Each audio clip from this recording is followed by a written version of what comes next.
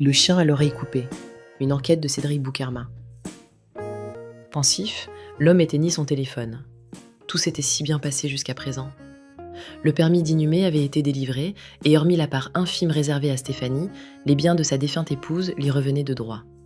Et voilà qu'une petite garce risquait de tout faire capoter. Pourtant, il avait habilement mené le jeu.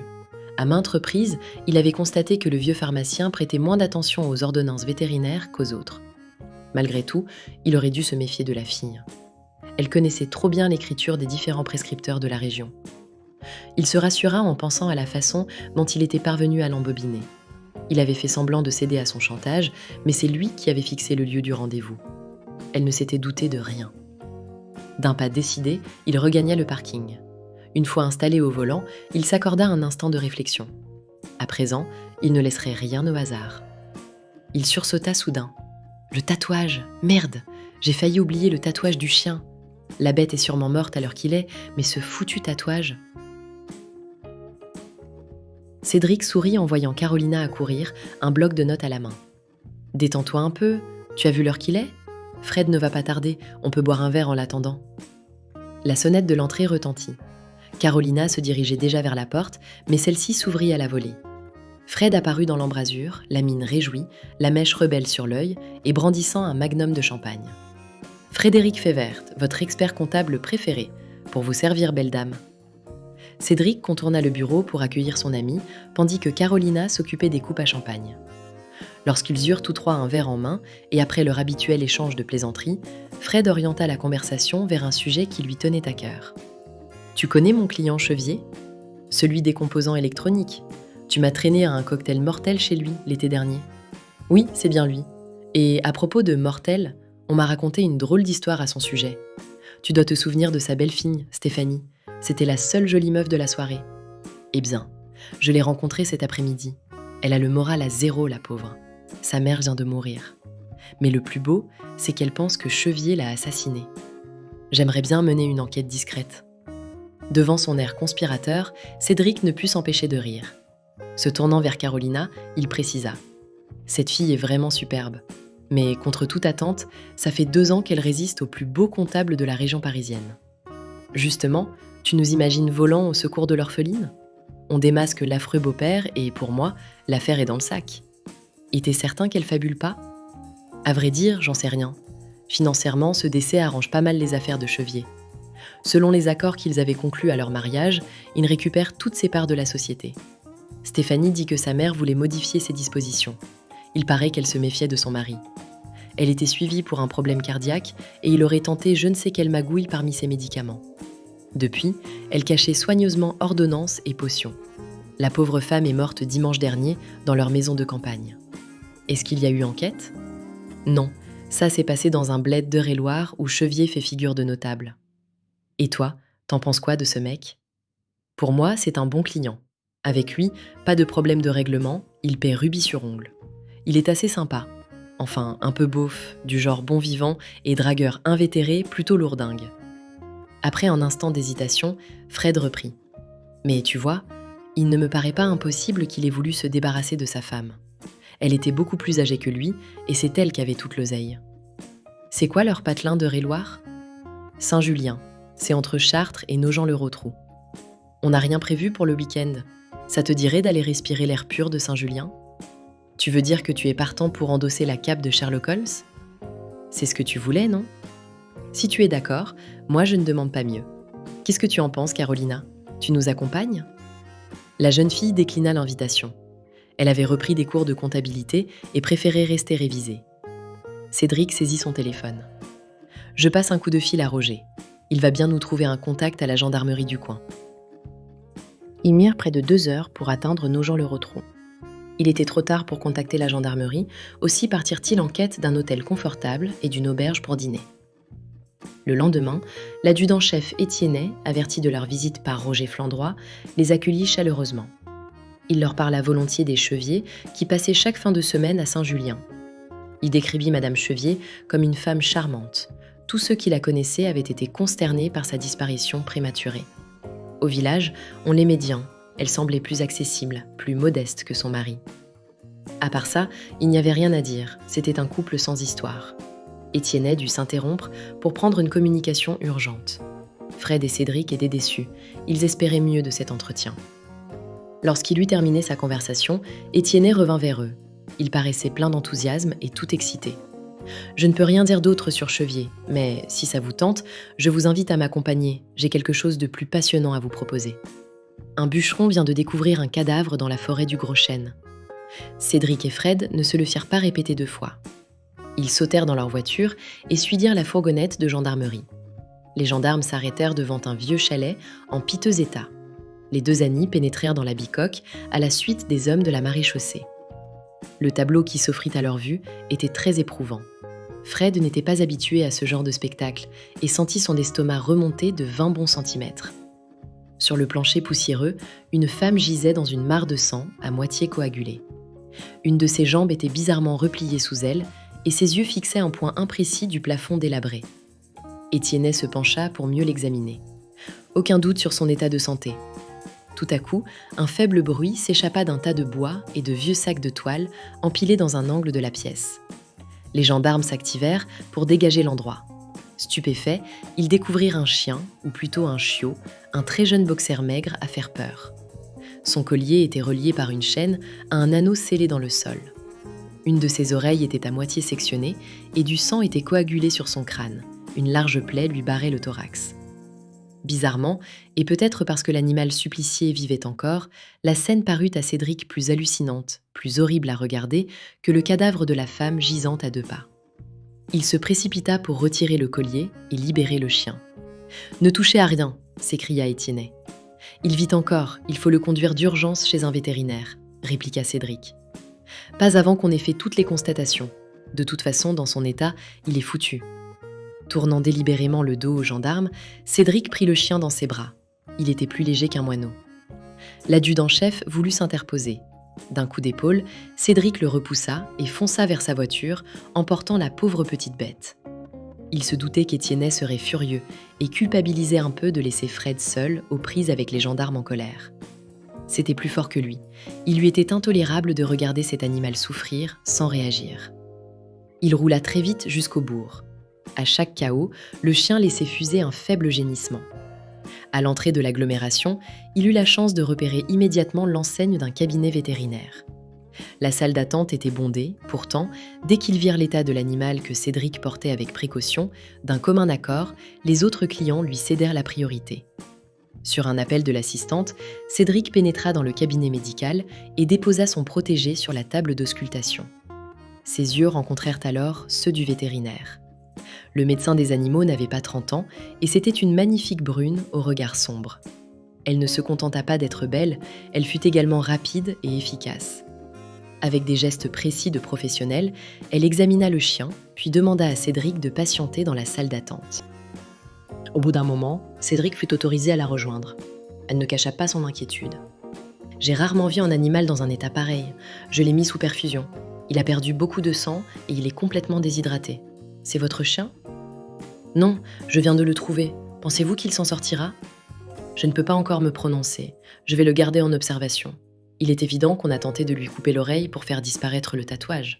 Je ne sais pas si j'arriverai à sauver son oreille qui est vraiment très infectée. Mais lui, il peut s'en tirer. Il doit être robuste pour avoir enduré tout ça.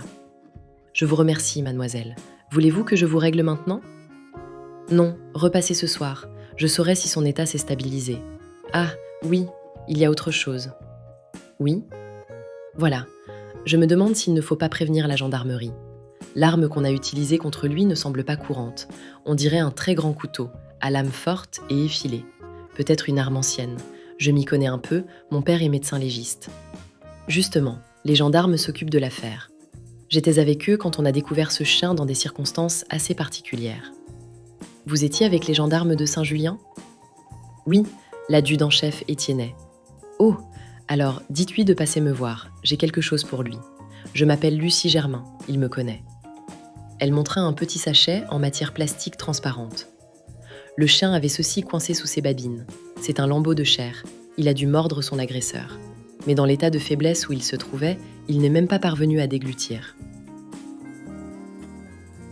S'arrêtant devant la cabane forestière, Cédric se demandait quel accueil lui serait réservé. Heureusement, Étienne semblait s'être calmé. Fin stratège, Fred avait dû user de toute sa diplomatie pour vaincre l'humeur massacrante du gendarme. Ce dernier se dérida complètement quand Cédric lui parla de la pièce à conviction trouvée par Lucie Germain et lui fit part des réflexions de la jeune femme au sujet de l'arme utilisée. Le médecin légiste avait déjà emporté le corps de la victime. Laissant sur place quelques hommes chargés de collecter des indices, Étienne se hâta vers la ville. Il était pressé de soumettre à l'analyse les débris de chair prélevés dans la gueule du boxer. Cédric et Fred regagnèrent leur hôtel. Ils déjeunèrent, puis Fred décida d'aller rôder vers la propriété de Chevier. Cédric commença la rédaction d'un article sur le crime de la forêt du Gros Chêne. De temps en temps, plus pour se rassurer que pour consulter l'heure, il sortait de sa poche sa vieille montre de gousset et en activait le remontoir. Il ne pouvait s'empêcher de penser au petit chien qui luttait contre la mort. Il n'écrivit pas grand-chose. Fred le rejoignit vers 17h. Il n'avait rien décelé du côté de la villa des Cheviers. Par contre, il était passé à la gendarmerie et connaissait l'identité de la victime. Il s'agissait de la jeune assistante d'un pharmacien du village voisin. Les deux amis décidèrent de se rendre, à pied, jusqu'au cabinet du vétérinaire. La jeune femme les accueillit avec le sourire. Elle avait terminé ses consultations et semblait plus détendue. Elle était à présent plus optimiste quant au sort du petit boxer. Il avait mangé, il était calme et réagissait bien. Pendant quelques jours, il aura encore besoin de soins, mais vous pourrez le récupérer. C'est vrai, j'oubliais qu'il n'est pas à vous. Cédric s'étonnait lui-même de tant s'inquiéter pour ce chien que la veille encore il ne connaissait pas. Si personne ne le réclame, je le garderai volontiers. Comme si une idée lui revenait soudainement à l'esprit, la jeune femme reprit. Je crois avoir déjà vu ce chien. Je l'ai reconnu grâce à son étoile blanche sur le front. Tout à l'heure, avec tout ce sang, on ne la voyait pas. C'est un homme qui me l'a amené. Il y a 1 mois environ. Je l'ai examiné, il était en bonne santé. Selon son habitude, Fred ne put s'empêcher de blaguer. « Ah, vous soignez également les hommes, c'est bon à savoir. » En riant, Lucie répliqua. « Mais non, je parlais du chien. Je m'en souviens parfaitement parce qu'après leur départ, je ne trouvais plus mon bloc d'ordonnances. J'ai même eu des doutes, il y a des gens qui trafiquent les ordonnances, des affaires de drogue. » Au même moment, la sonnerie de la porte d'entrée retentit. La jeune femme s'éloigna pour accueillir son visiteur. Le visiteur était une visiteuse que Lucie Germain leur présenta. « Nathalie Descours, ma meilleure amie. Nous avons l'intention de dîner à l'extérieur. Quand vous êtes arrivée, je m'apprêtais à fermer le cabinet. »« Oh, je suis navrée, nous vous avons retardé. Cela n'a aucune importance, nous ne sommes pas pressés. N'est-ce pas, Nathalie ?» Cette dernière remarque retentit aux oreilles des deux hommes comme un appel du pied. Fred s'empressa de répliquer. « Si vous n'avez pas d'engagement particulier, peut-être consentiriez-vous à dîner en notre compagnie ?» Les jeunes femmes échangèrent un regard. Elles avaient prévu un dîner morose au snack du coin et cette invitation inopinée parut les réjouir. « Acceptez, je vous en prie, » reprit Cédric. « Nous ne connaissons pas la région. Vous pourriez nous indiquer un bon restaurant ? » « C'est d'accord. » Le temps de donner quelques instructions aux gardes de nuit. « Avant de partir, est-ce que je pourrais voir ce pauvre chien ?» demanda Cédric. « Bien sûr, venez. » L'auberge était agréable et les jeunes gens s'installèrent autour d'une table ronde près de la cheminée. Ils devisaient gaiement en sirotant leurs apéritifs quand un personnage inattendu fit son entrée. Fred poussa Cédric du coude. « Mate celui qui vient d'entrer, avec la blonde, c'est Chevier. » Jacques Chevier parut hésiter. Il venait de reconnaître Fred. Il s'avança vers leur table et les salua cordialement. « Quel plaisir, monsieur Févert. Vous êtes de passage dans notre belle région ?» Les deux hommes échangèrent quelques banalités, puis le maître d'hôtel entraîna Chevier et sa compagne vers une salle de l'étage supérieur. Dès qu'ils se furent éloignés, Lucie se tourna vers Fred.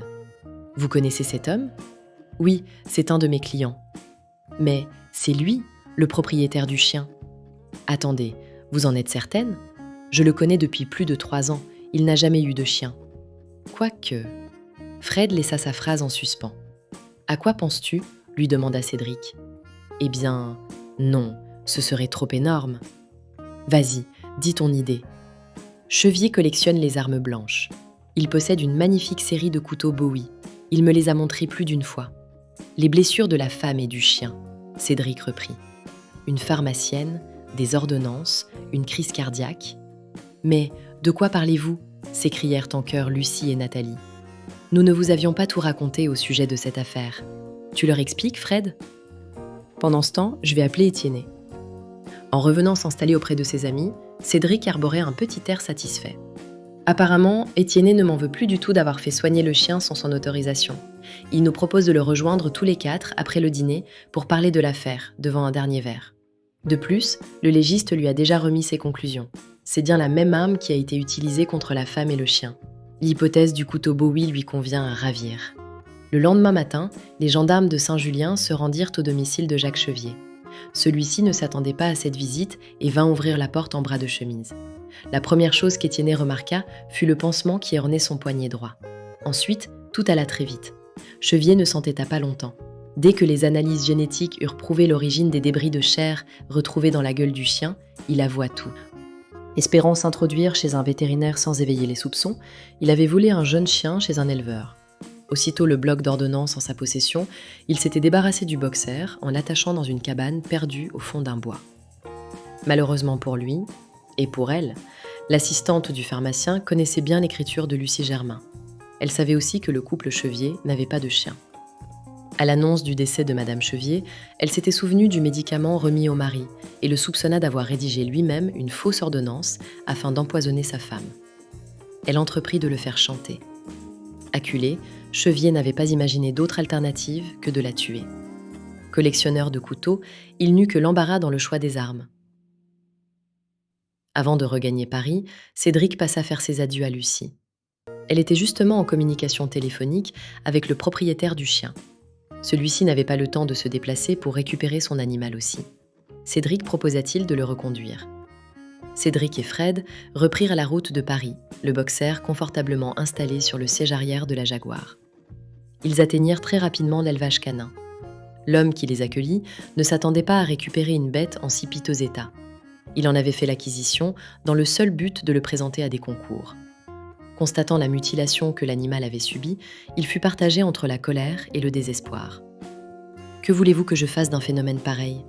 Une seule oreille. Il n'a plus aucune allure. Et je peux même pas le revendre. Qui en voudrait à présent ? C'est une véritable épave. » « Êtes-vous vraiment certain que personne n'en veuille ? Lui demanda Fred d'un air doucereux.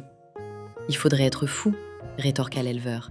Je n'oserais même pas en demander 100 balles. » Soudain, il stoppa net sa diatribe. Médusé, il regardait Cédric sortir son chéquier. Lorsqu'il lut le montant du chèque, un sourire éclaira son visage. Grand seigneur, Cédric avait quelque peu amplifié la somme. Après les formalités d'adoption, Cédric et Fred se dirigèrent vers la voiture. Le petit chien ne les lâchait pas d'une semelle. « Au fait, tu ne lui as même pas demandé le nom de ton protégé ?» s'exclama Fred. « J'ai mon idée là-dessus. Tu connais mon chanteur préféré. Et puis, ces temps derniers, on a surtout parlé de Bowie comme de l'arme du crime. Pourtant, souviens-toi, quand nous étions gamins, pour nous, Bowie était avant tout le colonel Bowie, le héros de Fort Alamo. Par sa conduite héroïque, notre ami chien a bien mérité de porter ce nom. »« Oh, bonne idée ! Mais j'y pense. On va bientôt revoir Lucie et Nathalie. S'il n'a plus de tatouage à l'oreille, le colonel Bowie apprécierait certainement une petite puce. Et comme chacun sait, les puces et les chiens, c'est une longue histoire. » Cédric lui répondit d'un clin d'œil complice. « Et Stéphanie Chevier, tu l'as déjà oubliée ?» En riant, Fred ouvrit la portière arrière de la Jaguar et le petit chien s'y engouffra sans un regard et sans un regret pour son ancien maître.